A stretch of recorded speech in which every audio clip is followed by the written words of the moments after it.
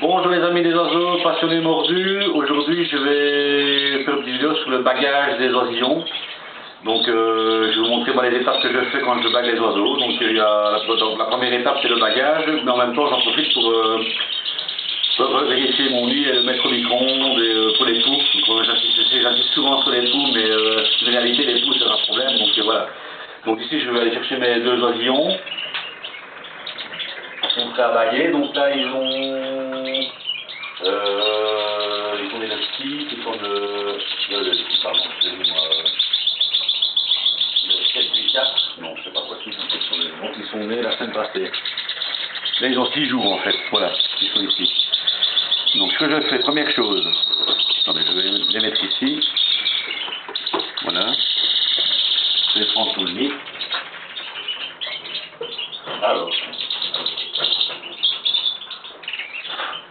Alors je vérifie qu'il n'y ait pas de poux dans le nid. Donc vraiment ici dans les intérieurs, là, dans les lignes et tout ça, je vérifie s'il n'y a pas des poux dedans, dans les portes.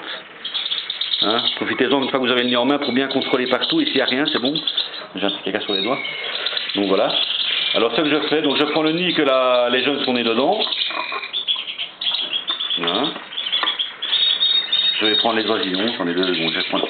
Je mets les oisillons dans un petit nid que moi j'ai préparé ici. Donc c'est un nid que j'ai fait moi-même. Donc je prends les petits avec moi, voilà. Je les mets dans ce nid-là en attendant. Ça je prends. Évidemment j'ai un œuf là-bas, je vais le jeter ça.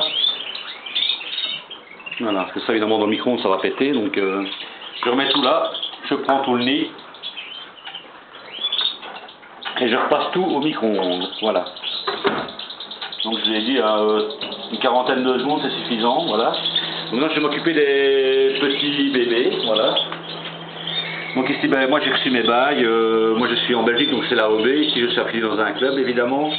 Donc là sur la bague vous avez je sais pas si on va voir, le numéro de SAM, on ne saurait pas le voir, c'est trop petit. Hein.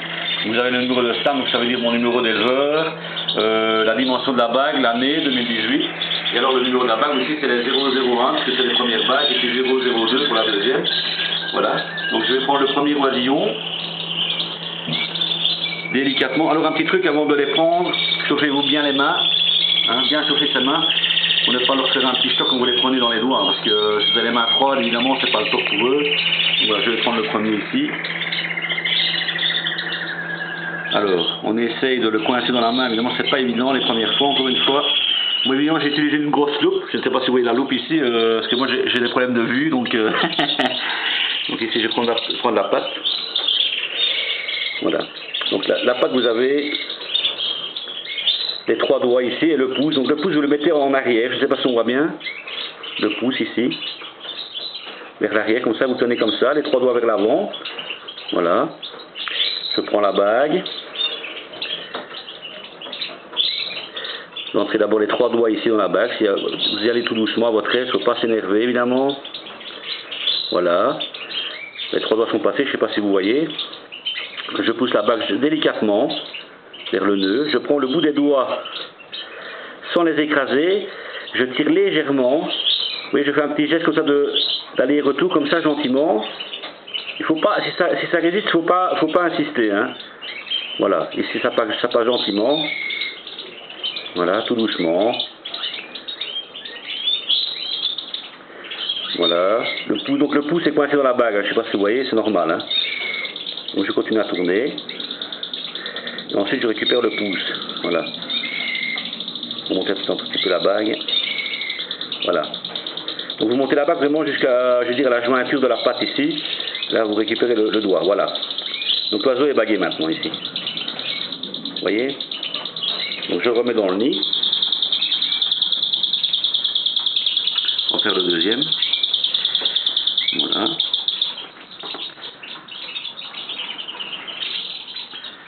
Voilà, comme ça. Donc, je prends la patte. Je mets le pouce vers l'arrière. Hein. Donc en fait, je cale le pouce si vous voulez entre mes 2 doigts. Donc il n'y a que les 3 doigts qui sont ici devant. Hein. Vous voyez? Je prends ma bague évidemment. Je recommence la même opération. Voilà. Évidemment, c'est pas une opération facile à faire, hein. Il faut être très calme, ne pas s'énerver surtout. Des fois, il y a un doigt qui rentre et pas l'autre, donc voilà. Mais ça ne va pas. Une petite astuce. Je prends un petit peu d'huile de cuisine avec un tout petit pinceau, vous voyez. Je mouille le bout des doigts comme ça. Voilà. Les doigts vont coller un petit peu comme ça, vous voyez. Voilà. Les doigts sont un peu plus collés. Voilà. Je reprends ma bague. Moi j'ai la trembote évidemment. Ça va aller. Il est un peu plus gros celui-ci déjà. Faut pas s'énerver, il faut y aller gentiment. Il faut savoir que si vous abîmez les doigts, ben, les os sont handicapés. Hein, donc il faut vraiment prendre son temps pour faire ça, ne pas courir, ne pas s'énerver, rester bien calme. Voilà, là ça va peut-être fonctionner.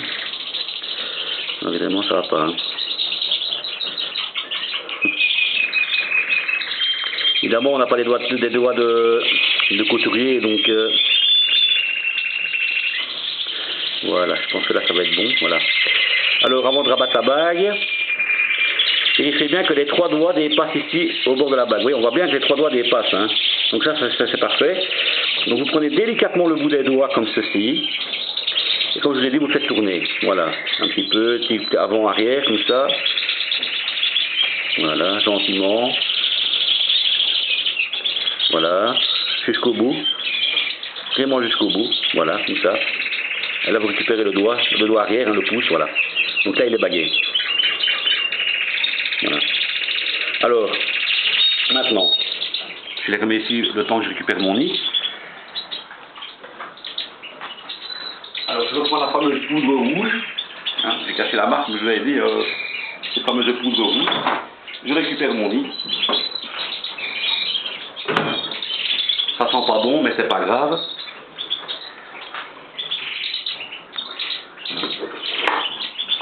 Et ce que je fais, je remets un peu de poudre dedans. Voilà, comme ça.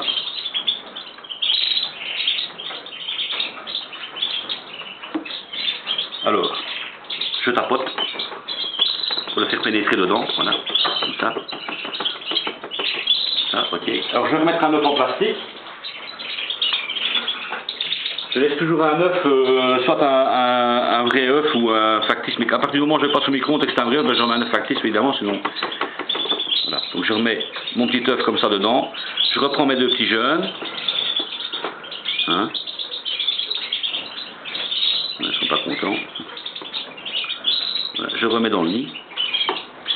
Alors, bien vérifier que la bague est bien mise, oui, voilà, comme ça. Les 2 petits ici. Voilà. Vous les remettez comme il faut dans le nid. Voilà. C'est bon. Je reprends le tout. Et je remets aux parents. Voilà.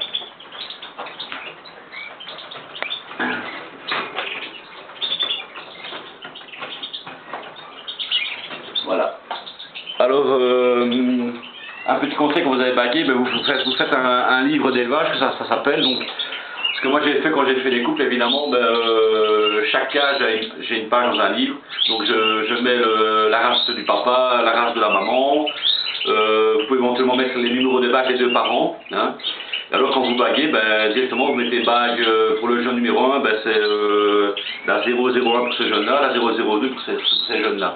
Donc ça, par la suite, quand vous devez faire des couples l'année prochaine, vous savez d'où viennent vos jeunes et de quelle lignée ils viennent, pour ne pas croiser et faire trop de consanguinité dans les oiseaux, évidemment. Donc ça sert de noter vraiment les numéros des bagues. Et comme ça, vous n'avez pas de problème de trop de consanguinité, évidemment, parce que ça peut faire des oiseaux dégénérés. Donc voilà. Ce sera tout pour aujourd'hui. J'espère que ma vidéo vous aura plu. Si vous avez des questions, n'hésitez pas. Je répondrai le plus précisément possible à vos questions. Je remercie encore tous mes abonnés. Voilà, je vous fais un petit coucou les abonnés, super.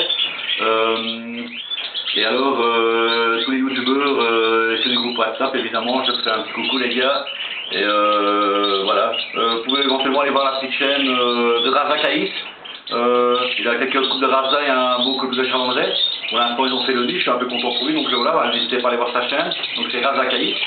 Et vous allez voir, il n'a pas beaucoup d'oiseaux, mais ce sont des beaux oiseaux. Il a quelques coupes de raza et il y a beaucoup de charourets là. Et moi je le suis, donc voilà, n'hésitez pas à aller voir sa chaîne. Allez les amis passionnés des oiseaux, je vous dis bonne journée et ciao ciao.